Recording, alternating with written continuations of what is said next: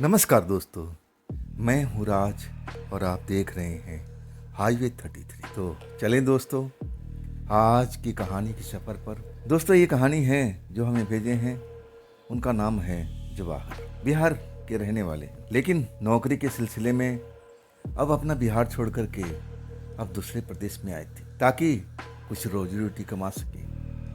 वो साल था 2005 का। लेकिन जवाहर जी अब अपने दोस्तों के पास पहुंचते हैं, लेकिन नौकरी इतना आसान नहीं था जैसा उन्होंने सोचा था कि मैं शहर में जाऊंगा और आराम से मुझे नौकरी मिल जाएगी और फिर मैं पैसा कमाने लगेंगे। और उनके घर में शादी वादी भी थी बहन की, और उसके लिए पैसा जोड़ना भी था। इसी मकसद से वो गांव छोड़ करके शहर आए थे। और जब शहर पहुंचते हैं ना, तब उनको पता चलता है कि इतनी नौकरी आसानी से नहीं मिलती। एक पल तो ऐसा लगा था कि नौकरी मिलेगी नहीं, लेकिन एक नौकरी उनके अब किसी साथी ने बताया कि देखो एक नौकरी है, लेकिन है चौकीदार की, नाइट की ड्यूटी है, लेकिन वहां जाने से पहले कुछ बात भी है जो वो भी तुम्हें जानना चाहिए। जवाहर कहने लगे कि नौकरी है ना, और बात क्या है वो भी बता दीजिए, मैं देख लूँगा,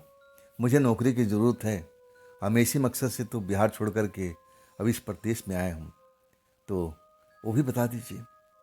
और तब उनका साथी कहने लगा कि देखो भाई, मैंने सुना है कि जिस फैक्ट्री में तुम्हें नौकरी मिलने जा रही है ना, वहाँ पर कुछ रात में अजीबोगरीब होता है। जो वहाँ पर पहले चौकीदारी का काम करते थे नाइट गार्ड में, वो लोग डर डर के भाग जाते हैं, कुछ दिन टिकते हैं और इसके बाद नौकरी छोड़ करके निकल जाते हैं। सोच समझ करके ये जॉब कर लेना। अगर तुम्हारी मजबूरी होती नहीं होती ना, तो मैं इस नौकरी को तुम्हें करने के लिए बिल्कुल मना कर देता, लेकिन मजबूरी है। लेकिन फिर भी मैं कह रहा हूँ कि सोच समझ लेना, फूक फूक करके ये काम करना। अगर तुम्हें लगता है कि हाँ वहाँ पर कोई भूत प्रेत का वास है, तो मैं तो कहूँगा कि वो नौकरी करना ही नहीं, कुछ दिन और इंतज़ार कर लेते, कोई अच्छी और नौकरी मिल जाएगी। लेकिन जो जवाहर जी थे ना, बैठे बैठे बहुत टाइम हो चुका था। उनको तो लग रहा कि अब मैं गांव लौट जाऊं, और उसी वक्त में इनको ये नौकरी का पता चलता है। अपने आप को रोक नहीं पाते हैं और कहने लगे अपने दोस्तों से, अरे भाई मैं भूत प्रेत से नहीं डरता, मैं तो गांव का रहने वाला, तुम्हें पता ही है। मैं तो खेत में अकेले जाकर के सोता हूँ और मचान पर, तो आज तक मेरे पास तो भूत फटका नहीं, तो मुझे क्या यहाँ क्या डर लगेगा, ये तो शहर है। मैं जाता हूँ, बात करता हूँ, आप एड्रेस वगैरह दे दो।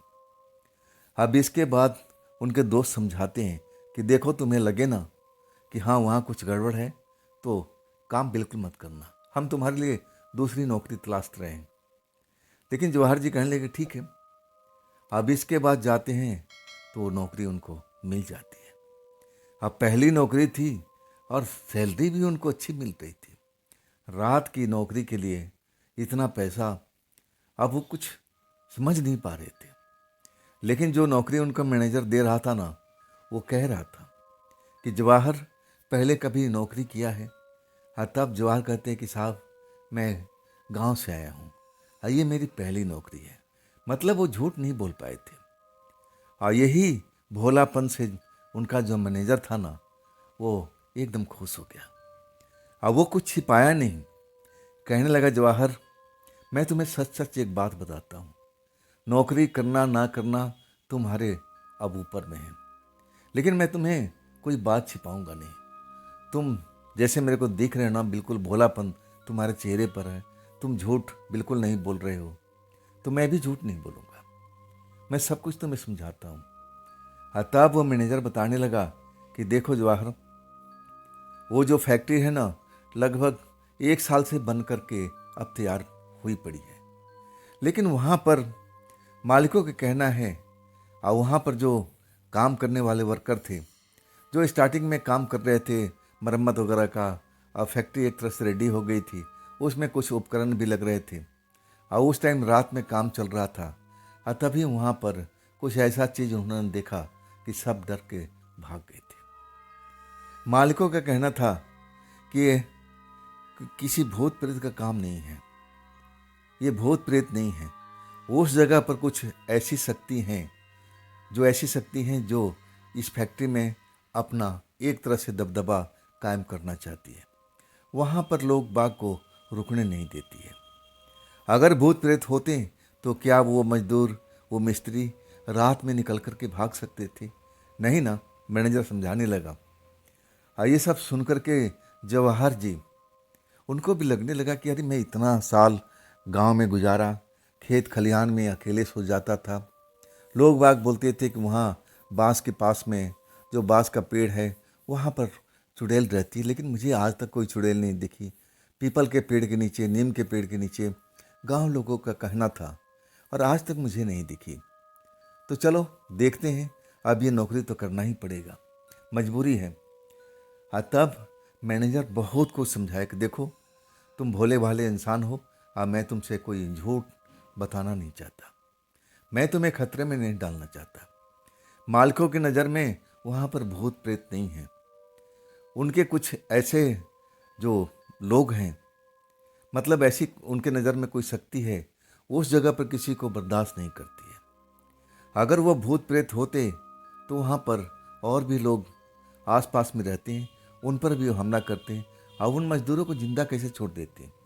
मैनेजर को कहना था, लेकिन ठीक है जवाहर, तुम समझ बूझ लो, और इसके बाद अपने दिमाग लगाओ कि तुम्हें नौकरी करना चाहिए कि नहीं करना चाहिए। जवाहर अब एक तरह से बेकार थे, गांव से इतने किलोमीटर चल के आए थे इस शहर में कि चलो जाकर नौकरी करूंगा, 2 पैसा अर्जित करूंगा, घर में बहन की शादी है तो कुछ मदद करूंगा। आखिरकार कहते हैं कि मैनेजर साहब, मुझे पैसे की सख्त जरूरत है, और ये मुझे नौकरी करना ही पड़ेगा। आप बेफिक्र रहिए, मैं गांव के रहने वाला हूँ। अब पूरी कहानी बता देते हैं कि मैं तो आज तक कभी भूत प्रेत को देखा ही नहीं है। अब मैं ऐसे ऐसी जगह रात में रुका हूँ जहाँ पर लोग कहते थे कि वहाँ भूत है, प्रेत है। चलिए ये मैं नौकरी कर लेता हूँ।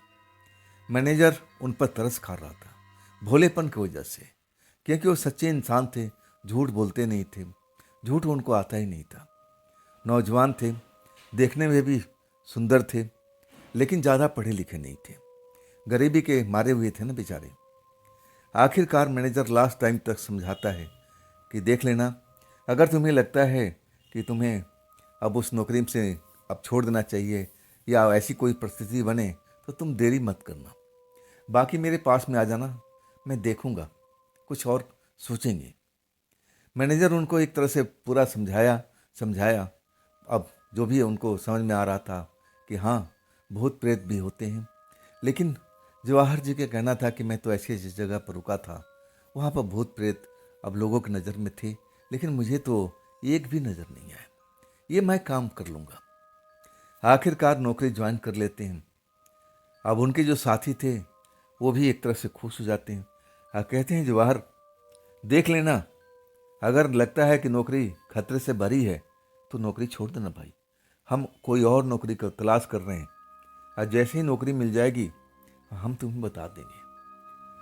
लेकिन जवाहर कहने लगे कि ठीक है भाई, आप लोग नौकरी तलाश करो, लेकिन ये नौकरी अब मैं करूँगा, मुझे पैसे की ज़रूरत है।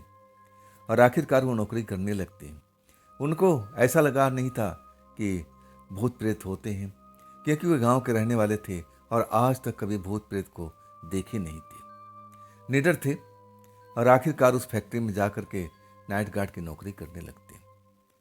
फैक्ट्री अब ज़्यादा बड़ी नहीं थी, लेकिन 3 मंजिल बनी हुई थी, और नीचे में पार्किंग था, बेसमेंट बना हुआ था, पार्किंग एरिया बना हुआ था, सब कुछ।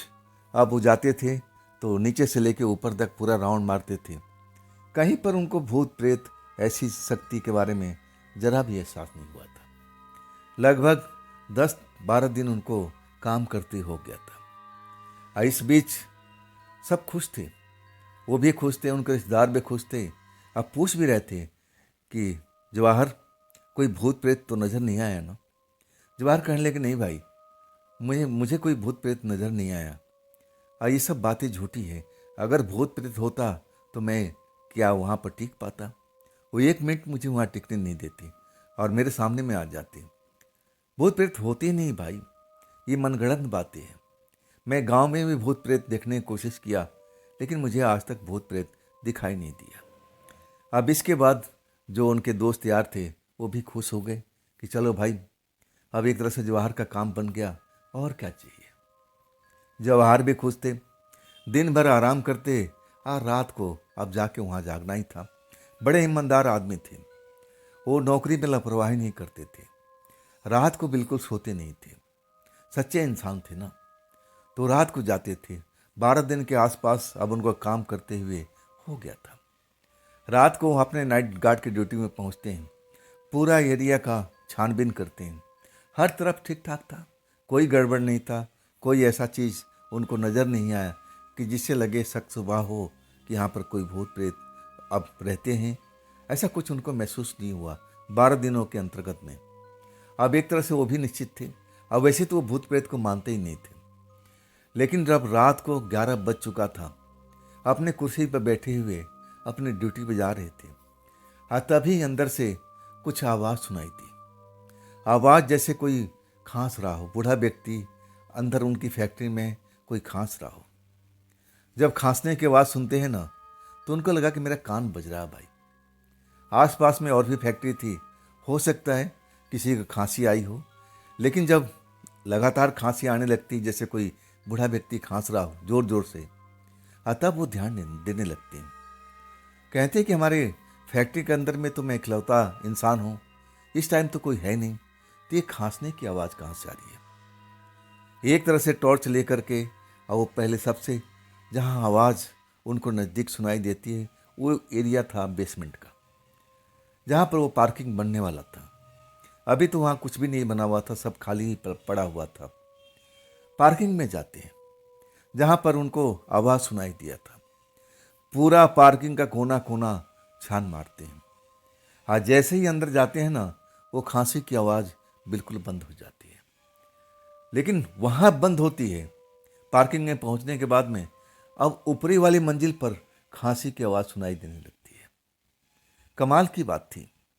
जवाहर जी को मन में ऐसा लगने लगा कि अभी तो आवाज़ मुझे नीचे में आवाज़ सुनाई पड़ी थी बेसमेंट में, ये आवाज़ अब ऊपर क्यों आ रही है। चल के देखते हैं। ऊपर गए, ऊपर भी पूरा टॉर्च की रोशनी से पूरा एक एक चीज़ छान मारते हैं, लेकिन कोई भी आवाज़ उनको वहाँ पर सुनाई नहीं देती। वो खांसी की आवाज़ फिर शांत हो जाती है।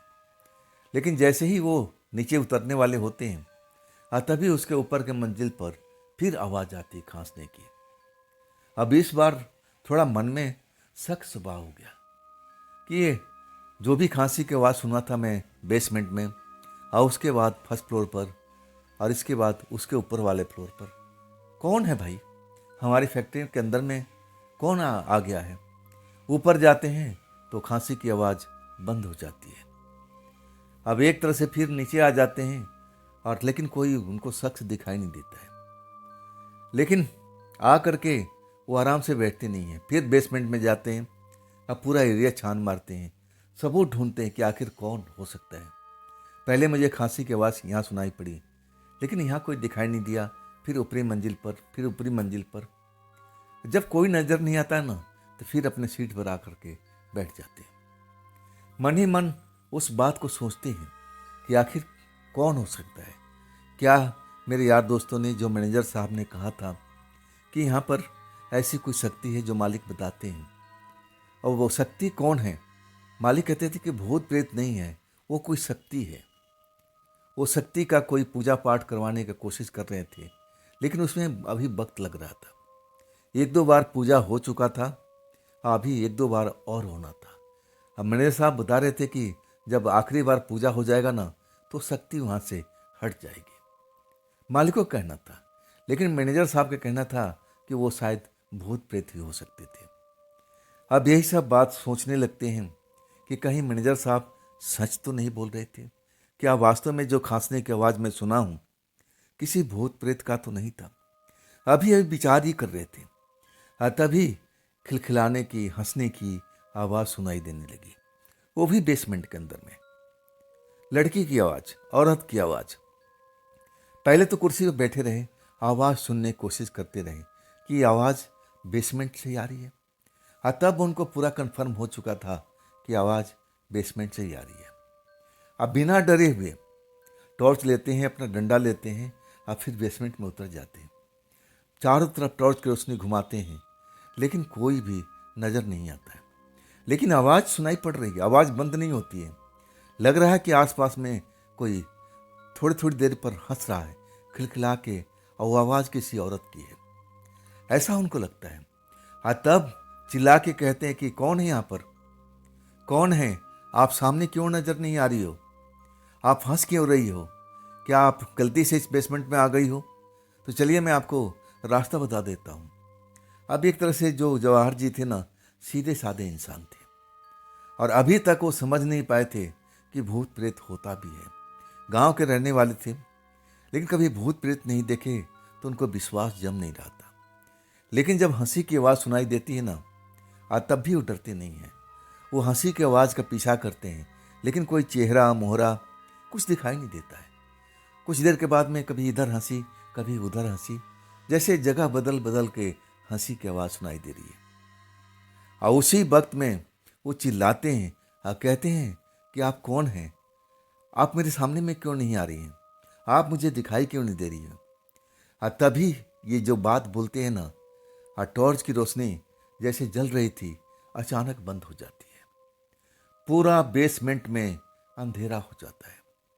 बस एक टॉर्च की रोशनी के सहारे तो बेसमेंट के अंदर उतरे थे। अभी बिजली उजली वहां पर लगी नहीं थी, ना कोई बिजली का प्रकाश था। टॉर्च अचानक बंद हो जाती है, और वो जो हंसी है ना, उनके पीठ के पीछे सुनाई देती है। वैसे ही हंसी जो हंसी कई बार सुन चुके थे, और वो जब तक संभलते तब तक देर हो चुकी थी। टॉर्च उनके हाथ से दूर जा गिरती है, डंडा कहीं और जाके गिरता है, और उनको जैसे कोई अपने हाथों में हवा में टांग लेता है। इतना उनको याद था। और वो पूछते भी हैं कि आप कौन हैं, मुझे क्यों उठा लिया, क्यों उठा लिया, लेकिन इतना ही बोल पाए थे। और इसके बाद उनका होशो हवास गुम हो चुका था। वो बेहोश हो गए थे, या यूं कहा जाए कि वो अचेत अवस्था में पड़ गए थे। कैसे हुआ, कौन उनको उठाया था, वो तो देख भी नहीं पाए थे। जब उनकी आंख खुलती है ना, तो सुबह हो चुका था, और वो बेसमेंट में अब दिखाई दे रहे हैं अपने आप को। शरीर पर खरोचों के निशान, कपड़े जो थे पहन रखे थे, शर्ट वगैरह तो जैसे खोल कर किसी ने बाइज्जत रख दिया हो। खरोच के निशान पूरे बाजू पर, ऐसा लग रहा था किसी ने उनको नोचा, खसोटा, ऐसा कुछ किया है। जब जवाहर जी अपने आप को देखते हैं ना, एकदम समझ जाते हैं कि मैं तो बेसमेंट में था, रात के टाइम था। वो हंसी की आवाज़ में सुन रहा था। अचानक जैसे मेरे हाथ से टॉर्च जलती हुई बुझ जाती है, और इसके बाद जैसे कोई शक्ति हो जो हाथ पकड़ करके टॉर्च को झटक देती है। डंडा कहीं दूर, टॉर्च कहीं दूर जाके गिरता है। अब मुझे अपने हाथों पर उठा लेती है। इतना तक मुझे याद है, और इसके बाद मेरे साथ में क्या हुआ कुछ पता ही नहीं चलता है। आज जब होश में आने के बाद देखते हैं खरोचों के निशान पूरे उनके हाथ पर लगे हुए हैं, ना जाने कहाँ कहाँ, ऐसा अब उनको प्रतीत हो रहा था। कपड़े उनके जैसे अब वो पहन रखे थे, वैसे ही कपड़ा जैसे किसी ने आराम से खोल करके अब रख रखा हो। कपड़े का कोई नुकसान नहीं, लेकिन शरीर पर जख्म जरूर दिखाई दे रहे थे, नोचने का, खसोटने का, ऐसा जैसे कोई नाखून से उनको जख्मी करने का कोशिश किया हो। ये जब देखते हैं ना, तो डर जाते हैं, एकदम खौफ में भर जाते हैं। कहते हैं कि अब क्या होगा, ये क्या, कौन थी ये सब मेरे साथ में क्या हुआ? मैंने तो आज तक कभी भूत प्रेत को देखा नहीं, और यहाँ पर भी मैंने नहीं देखा। मैं तो बस आवाज़ सुना था, एक बार खांसने की आवाज़, जिसके पीछा करते हुए मैं तीसरी मंजिल तक गया था, और उसके बाद किसी औरत के हंसने की आवाज़। अब एक तरह से सुबह हो चुकी थी, और डरे हुए थे, अपने कपड़े बड़े पहनते हैं और फिर अपने घर की तरफ निकल आते हैं। अब उनके दोस्त ड्यूटी पर जा चुके थे। जब तक ये पहुंचते हैं, घर में कोई था नहीं, अकेले ही थे।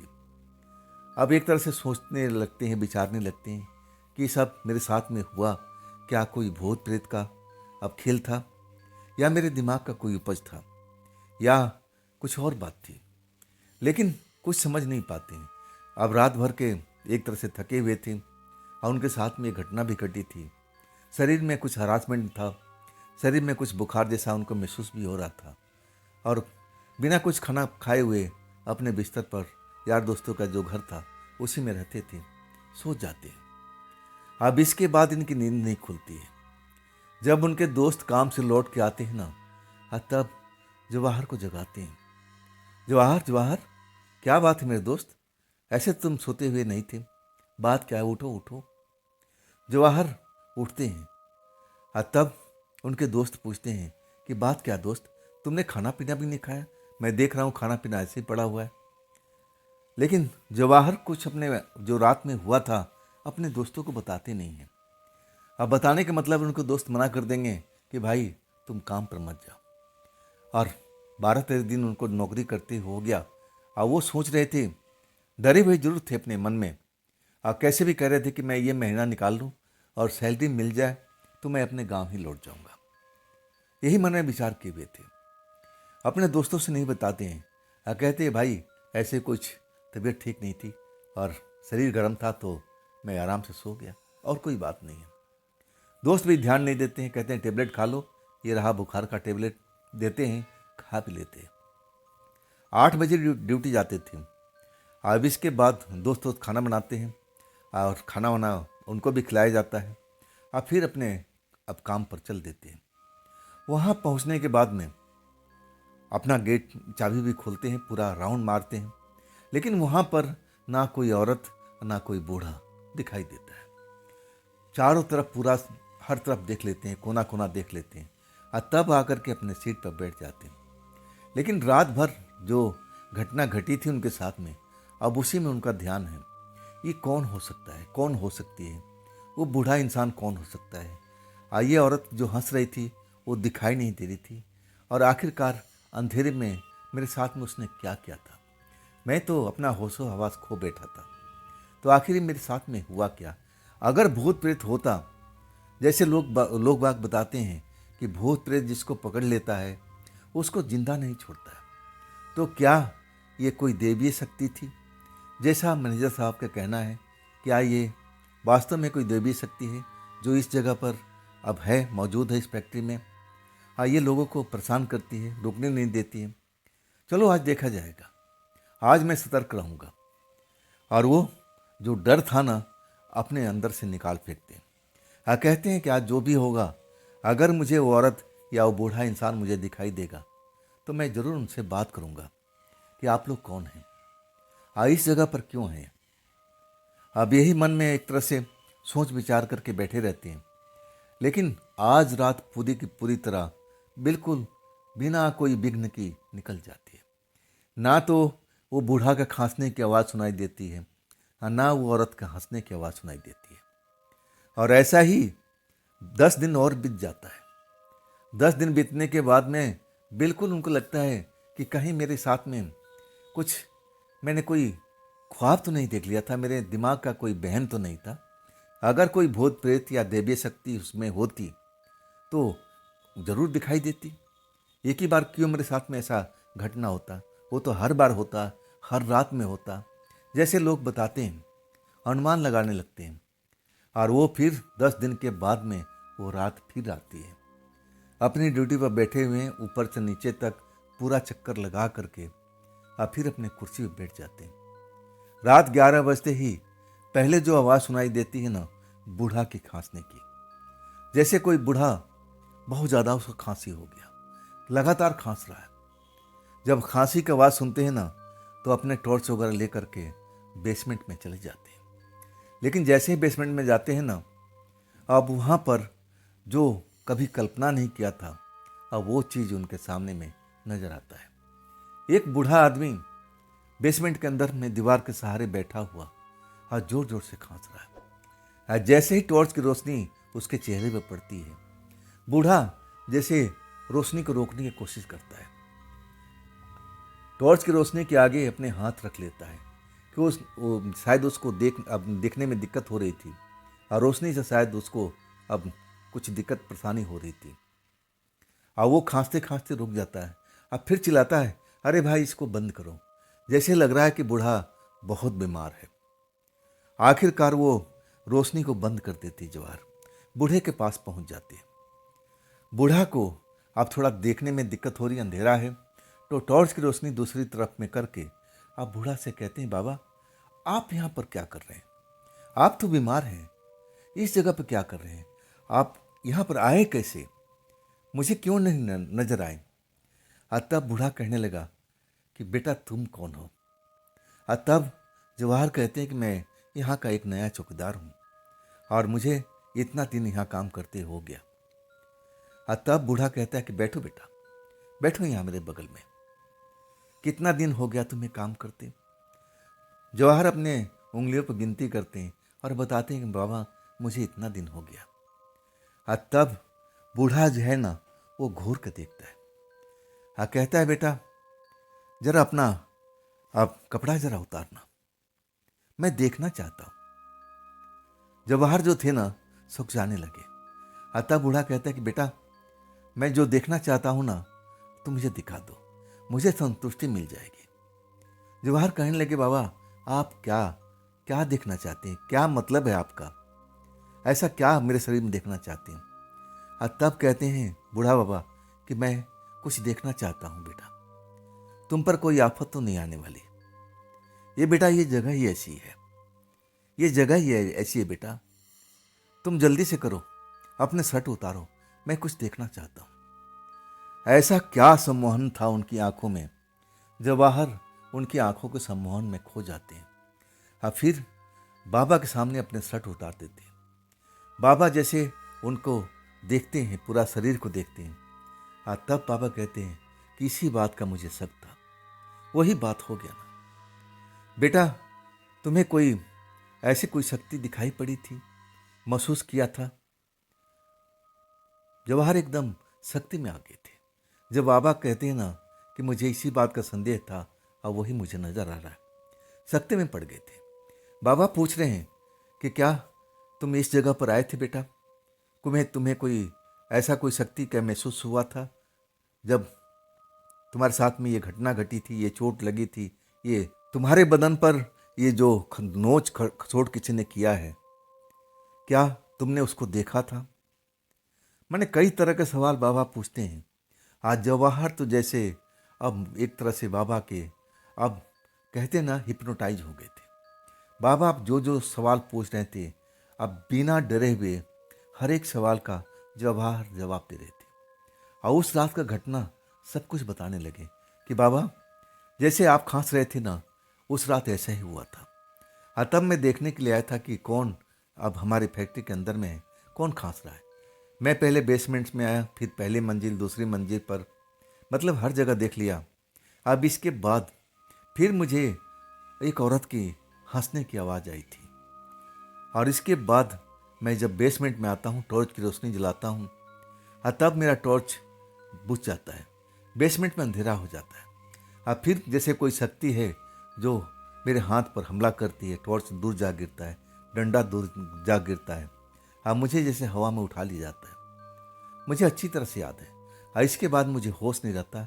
अपने आप को सुबह में मैं जगता हूँ, आँख खोलता हूँ, और तब मेरे शरीर पर वस्त्र नाम का चीज़ नहीं था। यह नोच खसोट का निशान उसी रात को मुझे दिखाई दिया था। बुखार भी लगा था। बाबा जी सुनते हैं ना तो चिंता में पड़ जाते हैं। कहने लगे कि चिंता मत करो, मैं उसको समझा दूंगा। आज के बाद तुम्हारे साथ में ऐसा खेल नहीं खेलेगी। अब एक तरह से जवाहर समझ नहीं पा रहे थे कि कौन है जो उनके साथ में खेल खेल रही थी। क्या बाबा का कोई रिश्तेदार थी? जवाहर पूछने लगे कि बाबा जी क्या आपकी कोई रिश्तेदार है जो ये मेरे साथ में खेली थी? तब बाबा जी हंस के कहते हैं कि हाँ, वो मेरी बिटिया है, और वो जो थोड़ा अलग किस्म की है, वो ज़्यादा ही उछल कूद करती है। अब एक तरह से तमाशा भी कभी कभी खड़ा कर देती है। लेकिन ये जो तुम्हारे साथ में किया है ना, मैं उसको समझा दूंगा कि आज के बाद वो तुम्हारे साथ में ऐसा कुछ काम ना करे। लेकिन बेटा मैं कहूँगा कि तुम इस जगह को छोड़ करके चली जाओ। यहाँ पर तुम्हें अब रहना खतरे से खाली नहीं है। अभी तो चलो हम हैं, लेकिन ये घर, ये जो फैक्ट्री है ना, यहाँ पर मेरे अलावा भी बहुत सारी ऐसी शक्तियाँ हैं जो तुम्हें परेशान करेगी और हो सकता है कि तुम्हारी जान खतरे में भी पड़ जाए। अब एक तरह से जो जवाहर थे ना, बहुत डर गए थे। कहने लगे, बाबा ये क्या वास्तव में भूत प्रेत होते हैं? तब बाबा हंसने लगे। कहने लगे, अब तुम मुझे देख पा रहे हो? जवाहर कहने लगे, हाँ बाबा, मैं आज आपको देख पा रहा हूँ। तब बाबा हंस के कहते हैं कि मैं भी तो उसी कैटेगरी में आता हूँ, लेकिन ऐसा नहीं है कि मैं अब ऐसा हूँ जो तुम समझ रहे हो। मैं ऐसा कुछ पिशाच या फिर नुकसान पहुँचाने वाला ऐसी चीज़ नहीं हूँ, ऐसी शक्ति नहीं हूँ। हाँ, मेरी बेटी शरारती है और वो कभी कभी ऐसी शरारत कर देती है। मैं उसको समझा दूंगा कि तुम्हें तकलीफ ना पहुँचाए और तुम्हारे साथ में कुछ उल्टा पुल्टा खेल ना खेले। और कहने लगे बाबा कि देखो, तुम सीधे साधे भोले वाले इंसान लगते हो। बेटा, मैं कहूँगा इस जगह पर तुम्हें रुकना नहीं चाहिए। हम लोग तो चलो शरीफ हैं, लेकिन और भी यहाँ पर शक्तियाँ रहती हैं जो शरीफ नहीं हैं। वो तुम्हें नुकसान नुकसान पहुँचा सकती हैं, तुम्हें वो मार भी सकती हैं, तुम्हारे जीवन को ख़त्म भी कर सकती हैं। तो बेटा, मैं तो कहूँगा तुमसे यही गुजारिश करूँगा कि बेटा, तुम सच्चे इंसान हो, सीधे साधे हो और तुम इस जॉब को छोड़ दो। इस जगह पर तुम रात को बिल्कुल मत आया करो। जवाहर जी जब बूढ़ा बाबा बोलते हैं ना, तो बहुत डर गए थे और उसी वक्त एक खिलखिलाती हुई हंसी सुनाई देती है। तब बाबा जोर से चिल्लाते हैं, इधर आओ। तुमने इस भाई के साथ में तुमने कुछ गलत किया था। मैंने तुमको मना किया था ना कि ऐसी शरारत मत किया करो। तब खिलखिलाती हंसी बाबा जी के पास पहुंच जाती है। तब जवाहर जो देखते हैं ना, अपनी आंखों पर विश्वास नहीं हो पाता। इतनी खूबसूरत लड़की अपनी ज़िंदगी में कभी देखे नहीं थे। इतनी खूबसूरत लड़की उनके सामने खड़ी थी बाबा जी के पास में और कह रही थी कि बाबा, अब मुझे माफ़ भी कर दीजिए ना। आप देखिए ना, मुझे यहाँ पर कोई साथी तो मिलता नहीं है, मैं किसके साथ खेल खेलूँ। तो उस रात मुझे यही मिल गए थे। अब मैंने सोचा कि चलो थोड़ा टाइम पास कर लूँ, तो मैंने कौन सा गलती कर दिया। बाबा जी डांटने लगे और कहने लगे, नहीं, ये जो तुम करी थी ना भाई के साथ में, गलती किया था। देखो, तुम्हारी वजह से देखो ये निशान पड़ गया है, ये ठीक नहीं है। जवाहर एकदम डर गए थे उस लड़की को खूबसूरती देख करके, तो और ज़्यादा कि क्या ये लोग भूत प्रेत हैं या कोई दैवीय शक्ति हैं। तब बाबा से पूछने लगे कि बाबा, ये जो निशान की आप बात कर रहे हो, इससे मुझे कुछ नुकसान होगा क्या? तब बाबा कहने लगे, नुकसान तो नहीं होगा बेटा, लेकिन तुम्हें भूत प्रेत जरूर दिखाई देने लगेंगे और तुम्हारे आसपास में जरूर नजर आएंगे। इससे तुम्हें ज़्यादा नुकसान हो सकता है। हो सकता है कि तुम डर जाओ, तुम ऐसा कुछ गलत काम कर जाओ, इस बात का डर है। अब जो जवाहर थे ना, और डर गए थे। कहने लगे, बाबा, तो इससे मुझे मुक्त करा दीजिए। बाबा हंसने लगे, कहने लगे, नहीं, इसको मैं अब इस चीज़ से मैं तुम्हें मुक्ति दिला नहीं सकता। जब एक बार हो गया, हो गया, हम इसको वापस नहीं ले सकते। लेकिन डरो नहीं, तुम्हें अच्छे ही भूत दिखाई देंगे, तुम्हें कोई नुकसान करने वाला भूत दिखाई नहीं देंगे। ये जो हमारी बिटिया है ना, हम लोग कोई बुरे भूत नहीं हैं, बुरे आत्मा नहीं हैं। हम किसी के साथ में ऐसा कुछ दुर्व्यवहार नहीं करते। हाँ, ये मेरी बिटिया ज़रूर थोड़ा शरारत करती है। हाँ, उस रात तुम्हारे साथ में ज़रूर इसने कुछ किया होगा, मैं मानता हूँ इस चीज़ को। इसी वजह से ये निशान तुम्हारे अब आ गया है। लेकिन निशान पड़ गया, लेकिन ये नहीं कि तुम्हारे सामने जो भूत प्रेत आ ही जाएंगे। तुम्हें हो सकता है कि कोई अब रास्ते चलता हुआ कोई मिल जाए और तुम उसको पहचान ना पाओ कि वो कोई आत्मा है या इंसान है। बस इतना ही इसमें है और कुछ नहीं बेटा, डरने की बात नहीं है। आखिरकार जो मन में डर था ना, वही अब जवाहर जी का हो गया कि लोग बाग सही कहते थे, वो मैनेजर साहब भी सही कहते थे कि इस जगह पर कुछ शक्तियाँ हैं और वो शक्तियाँ एक नहीं, कई हैं। एक तो ये बूढ़ा बाबा हैं और उनकी ये जवान बेटी है। और बाबा जी बता रहे थे कि और भी यहाँ पर बुरे बुरे आत्माएं रहती हैं, बुरी शक्तियाँ रहती हैं। ये तो आज बाबा जी मिल गए। अगर कोई बुरी शक्ति उनको मिल जाती इनकी बेटी की छोड़ करके, तो शायद उनको जान भी ले सकती थी। आप किसी तरह रात बिताते हैं और अगले दिन मैनेजर साहब के पास पहुंच जाते हैं। आप पूरी किस्सा सुनाते हैं कि देखिए मैनेजर साहब, अब मैं उस जगह पर काम नहीं कर पाऊंगा। बाबा जी मुझे सब कुछ बता दिए हैं और वहाँ पर एक नहीं बहुत सारी शक्तियाँ हैं। आप सही कह रहे थे, कुछ उसमें देवीय शक्ति भी हैं और कुछ ऐसी शक्ति हैं जो बहुत बुरी हैं। मैनेजर साहब तो पहले ही समझा चुके थे और कहने लगे कि चिंता मत करो, मैं अपने मालिक से बात करूंगा और तुम्हें कहीं और नौकरी दिला दूंगा। हाँ, मैं तुम्हें समझाया था बेटा, लेकिन तुमने तो कहा कि हम गांव के रहने वाले हैं और सब कुछ सही हो जाएगा। अब इसके बाद जो मैनेजर साहब है ना, अब उसके भोलेपन पर, सच्चाई पर बड़ा खुश होते हैं। मालिक से सिफारिश करके दूसरी जगह पर जॉब दिलवा देते हैं। लेकिन वहाँ पर भी उनके साथ में अब वही होता है, क्योंकि जो बाबा जी ने कहा था ना कि तुम्हें आत्मा देखेंगी लेकिन बुरी आत्मा नहीं, वहाँ पर भी उनको कुछ आत्माएं नजर आती थी और वो आत्मा देख करके डर भी जाते थे। लेकिन उनकी आत्मा, जो भी आत्मा दिखती थी ना, उनके पास नहीं आती थी, उनको डराती नहीं थी। नज़र जरूर आती थी, इधर बाएं से आती थी और उनके बगल से होकर गुजर जाती थी और उनको लगता था कि अब तो आत्मा आ गई, अब मुझे छोड़ेगी नहीं। लेकिन आत्मा उनको एक तरह से देखती भी नहीं थी कि यहाँ पर जवाहर जी खड़े हैं, उनको बगल से होकर गुजर जाती थी। तब वो चैन के सांस लेते थे। अब इसके बाद वो सिफारिश करते हैं अपने मैनेजर से कि साहब मुझे दिन की नौकरी दिलवा दीजिए, और वो अपने आप को छिपाते नहीं हैं, पूरी कहानी बता देते हैं। और तब मैनेजर साहब आश्चर्य में भर जाते हैं और कहते हैं कि देखो ना, अब तुम्हें तो एक गॉड गिफ्ट मिल गया है। ना उस रात तुम्हारे साथ में ऐसा हादसा होता और ना ये तुम्हें गॉड गिफ्ट मिलता। अब तो तुम्हें आत्माएं दिखने लगी है बेटा, और वो भी भली आत्माएं, कोई बुरी आत्माएं नहीं। और ऐसा ही बहुत उनके साथ में हुआ था, जवाहर जी के साथ में। ऐसा लगता था कि आत्मा अब उनको पकड़ने आ रही हो, लेकिन आत्मा उनके बगल से अब बिल्कुल गुजर जाती थी। लेकिन जवाहर जी एकदम डर जाते थे कि आज तो ये आत्मा छोड़ेगी नहीं, आज ये मुझे पकड़ लेगी, मुझे मार डालेगी। लेकिन ऐसा नहीं होता था, नज़र उनको जरूर आता था, लेकिन आत्मा उनके बगल से गुजर जाती थी। और कई बार इतना होता था कि बिल्कुल सट करके उनसे गुजर जाती थी और उनको एहसास तक नहीं होता था। और वो जो फैक्ट्री था ना, वाकई में वहाँ पर पूजा पाठ चल रहा था।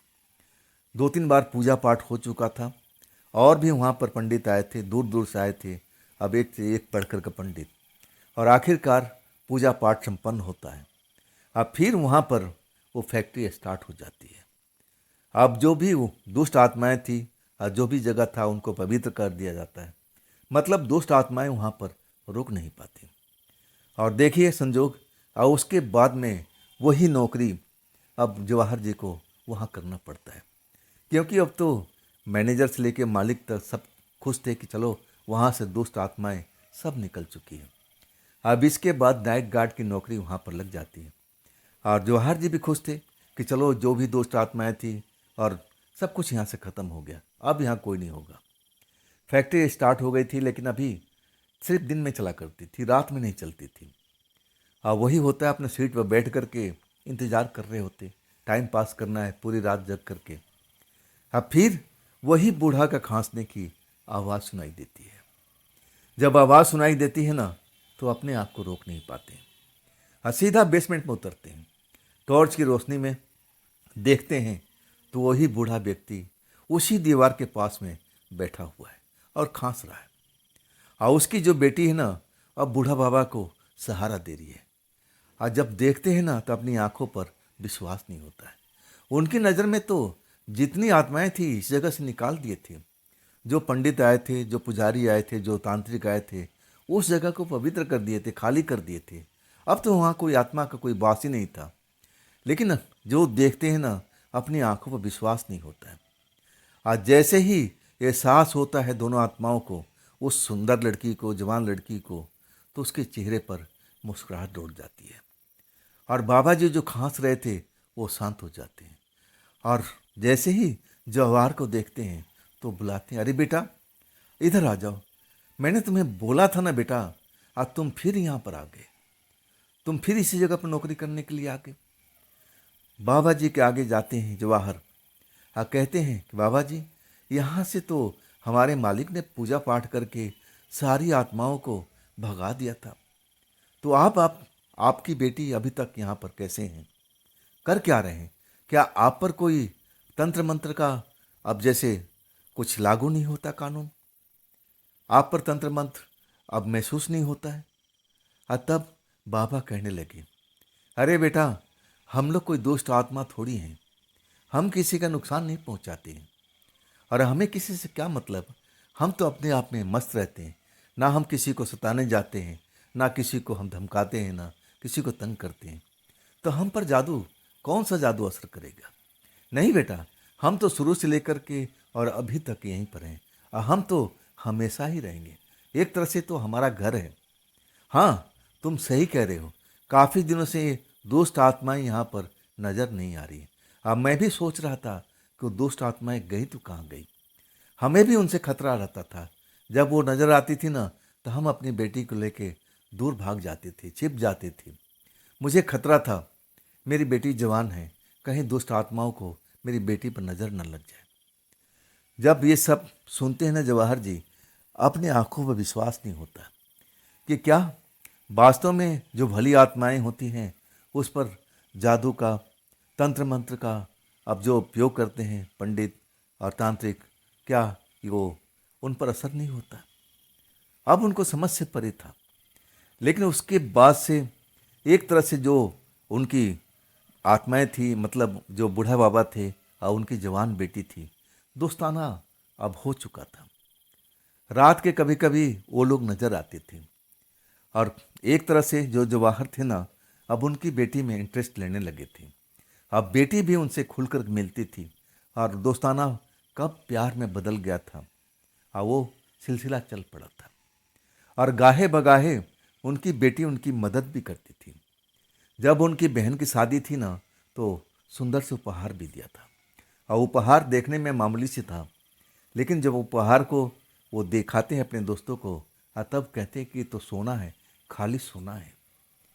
अब वो उसकी कीमत इतनी होती है कि बस जवाहर जी अगर उसको बेच करके वो अपनी बहन की शादी धूमधाम से कर सकते थे, और उन्होंने यही किया था।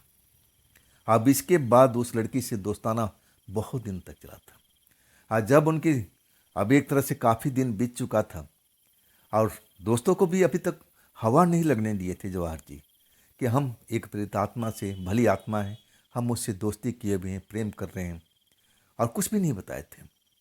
लेकिन कभी कभी जब अपने कमरे में सोते थे, दिन के टाइम में सोते थे ना, तब उनके शरीर में बुखार ऐसा हो जाता था, तो शरीर जो तपने लगता था। कई बार इनके साथ में होता था।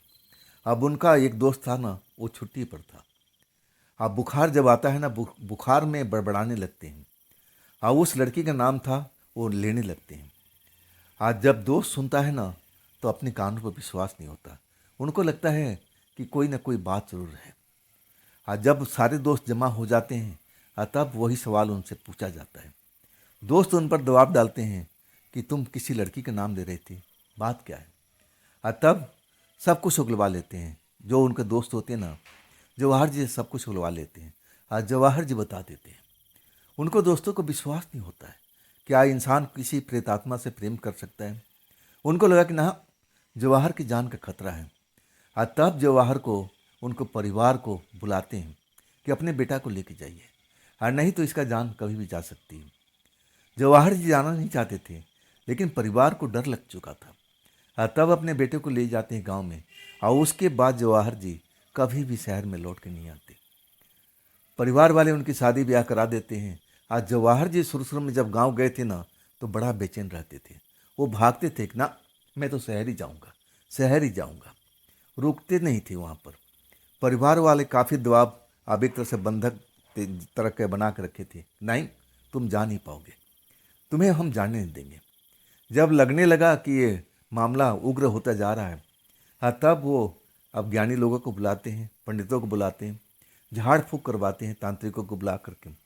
तब तांत्रिक कहता है कि इसके ऊपर में है आत्मा का असर, लेकिन वो बुरी आत्मा नहीं है, इसका ही नुकसान नहीं पहुंचाती है। सब कुछ वो जान चुका था कि दोनों आपस में प्रेम करते हैं, इसीलिए लड़का रुक नहीं पा रहा है।